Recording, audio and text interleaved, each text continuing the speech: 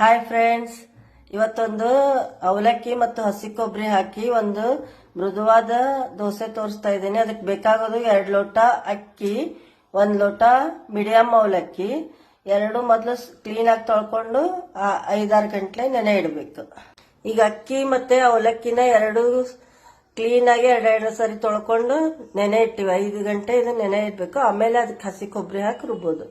ಈಗ ದೋಸೆಗೆ ನಾವು ಕೊಬ್ಬರಿ ಮತ್ತೆ ಅವಲಕ್ಕಿ ಅಕ್ಕಿ ನೆನೆ ಹಾಕೊಂಡಿದ್ವಲ್ಲ, ಅದನ್ನೀಗ ನಾನು ಮಿಕ್ಸಿ ಒಳಗ ರುಬ್ಕೊತಾ ಇದ್ದೀನಿ. ಮೊದಲಿಗೆ ಅವಲಕ್ಕಿ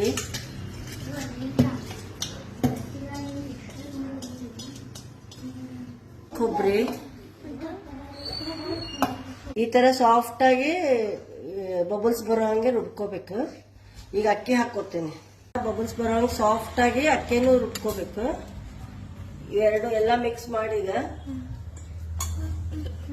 ಬೇಳೆ ಹಾಕಿಲ್ಲಲ್ಲ, ಅದಕ್ಕೆ ರಾತ್ರಿನೇ ಉಪ್ಪು ಹಾಕಿ ಸರಿಯಾಗಿ ಕೈ ಆಡಿಸಿ ನೈಟೇ ಇದನ್ನ ರುಬ್ಬಿ ಇಟ್ಬಿಡ್ಬೇಕು. ಬೆಳಗ್ಗೆವರೆಗೂ ಇದನ್ನ ನೆನೆಯಕ್ಕೆ ಬಿಟ್ಬಿಡ್ಬೇಕು. ಒಂದು ಪ್ಲೇಟ್ ಮುಚ್ಚಿ ಇದಕ್ಕೆ ಉಪ್ಪೆಲ್ಲ ಹಾಕಿಟ್ಟಿದ್ದೀನಿ, ಕೈ ಆಡಿಸಿ ಇದನ್ನ ಇಟ್ಬಿಡೋದು.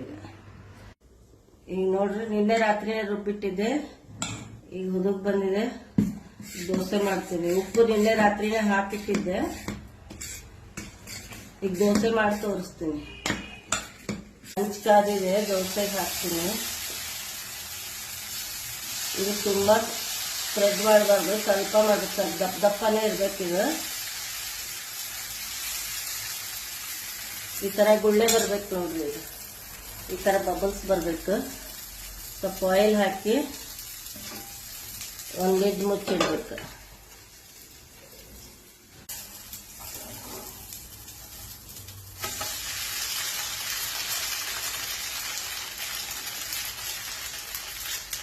ಈಗ ಒರಳಿಸಿ ಹಾಕೇನಿ.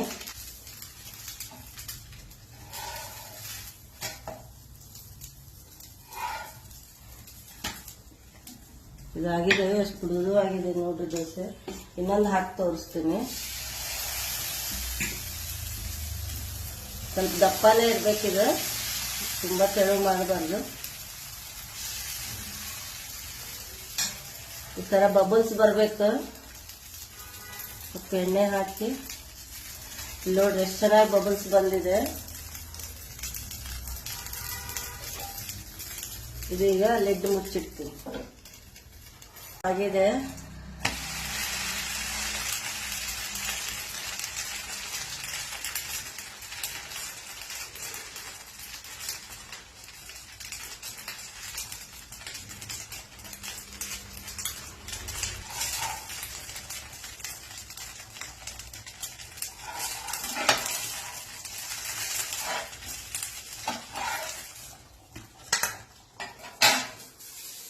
ಈಗ 2 ದೋಸೆ ಮಾಡಿ ತೋರಿಸಿದೀನಿ ನೋಡಿ, ಚೆನ್ನಾಗಿ ಬಂದಿದೆ ಸಾಫ್ಟ್ ಆಗಿ. ಫ್ರೆಂಡ್ಸ್, ಒಂದು ಮಾವಿನಕಾಯಿ ರಸ ಮಾಡೋದು ತೋರಿಸ್ತಾ ಇದ್ದೀನಿ. ಅದಕ್ಕೆ ಬೇಕಾಗೋದು ಮಾವಿನಕಾಯಿ ಈ ತರ ಹೆಚ್ಚಿಟ್ಕೋಬೇಕು. ಬೆಲ್ಲ ಸ್ವಲ್ಪ ಜಾಸ್ತಿನೇ ಬೇಕು. ಉದ್ದಿನಬೇಳೆ, ಕಡ್ಲಿಬೇಳೆ, ಬಿಳಿ ಎಳ್ಳು ಅಥವಾ ಕಪ್ಪೆಳ್ಳು ತಗೊಂಡ್ರು ಚೆನ್ನಾಗಿರ್ತದೆ. ನಮ್ಮನೆ ಬಿಳಿ ಎಳ್ಳು, ಹವೀಜ ಪೌಡರ್, ಧನಿಯಾ ಪೌಡರ್, ಇಂಗು, ಉಪ್ಪು. ಮೊದಲಿಗೆ 1-2 ಡ್ರಾಪ್ ಎಣ್ಣೆ ಹಾಕೊಂಡು ಉದ್ದಿನಬೇಳೆ ಕಡಲೆಬೇಳೆ ಎಲ್ಲ ಹುರ್ಕೋಬೇಕು. ಮೊದಲು ಉದ್ದಿನಬೇಳೆ ಹುರ್ಕೋತೀನಿ.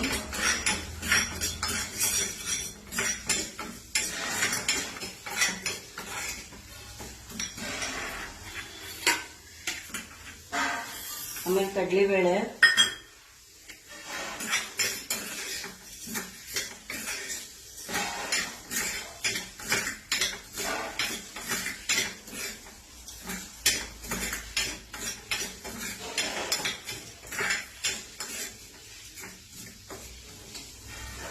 ಈಗ ಉದ್ದಿನಬೇಳೆ ಕಡಲೆಬೇಳೆ ಕೆಂಪಾಗಿದೆ.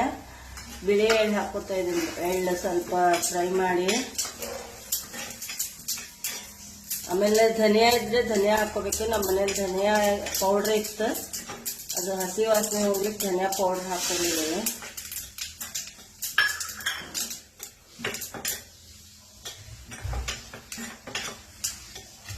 ಖಾರ ಪುಡಿ,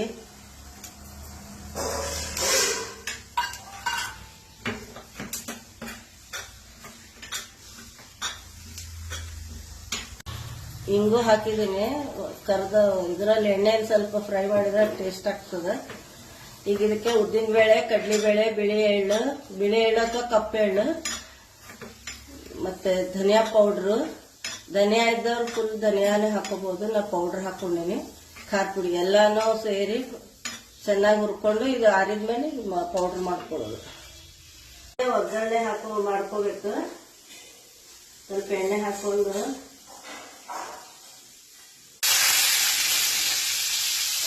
ಸ್ವಲ್ಪ ಹಿಂಗು, ಈಗ ಮಾವಿನಕಾಯಿ ಹೋಳೆಲ್ಲ ಹಾಕೋಬೇಕು. ಹಾಕಿ ಚೆನ್ನಾಗಿ ಫ್ರೈ ಮಾಡ್ಕೋಬೇಕು.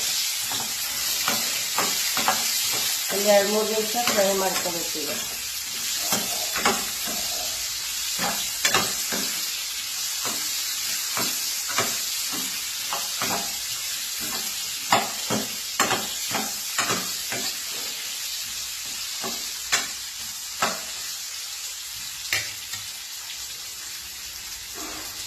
ಈಗ 5 ನಿಮಿಷ ಫ್ರೈ ಮಾಡಿದ್ದೀನಿ.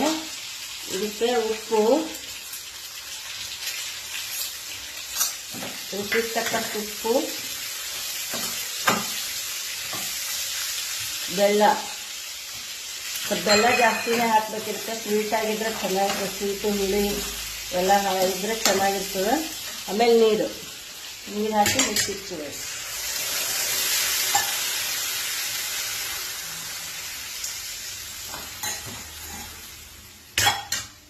ಇದಕ್ಕೀಗ ಒಂದು ಲಿಡ್ ಮುಚ್ಚಿಟ್ಕೊಳ್ಳೋದು.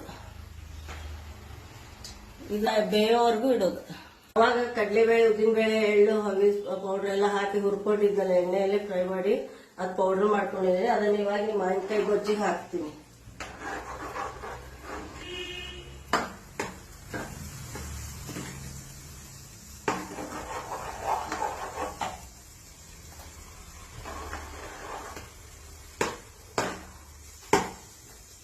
ಹಾಕಿ ಚೆನ್ನಾಗಿ ಕುದಿಸ್ಬೇಕು ಒಂದು 5 ನಿಮಿಷ. ಇದನ್ನ ಈಗ ಬಿಸಿ ಬಿಸಿ ಮಾವಿನಕಾಯಿ ರಸ ಮತ್ತೆ ಅವಲಕ್ಕಿ ಮತ್ತೆ ಹಸಿ ಕೊಬ್ಬರಿ ಹಾಕಿ ಒಂದು ದೋಸೆ ಮಾಡಿದ್ನಲ್ಲ, ಅದು ರೆಡಿ ಆಗಿದೆ ತಿನ್ಲಿಕ್ಕೆ. ಟೇಸ್ಟ್ ನೋಡ್ತೇನೆ ಈಗ. ದೋಸೆ ಅಂತೂ ಸಾಫ್ಟ್ ಆಗಿ ತುಂಬಾ ಚೆನ್ನಾಗಿ ಬಂದಿದೆ. ಮಾವಿನಕಾಯಿ ರಸನು ತುಂಬಾ ಟೇಸ್ಟ್ ಆಗಿದೆ. ಮಾಡಿ ನೋಡ್ರಿ, ತಿಂದು ಹೇಳ್ರಿ ಒಂದ್ಸರಿ. ತುಂಬಾ ಚೆನ್ನಾಗಿದೆ.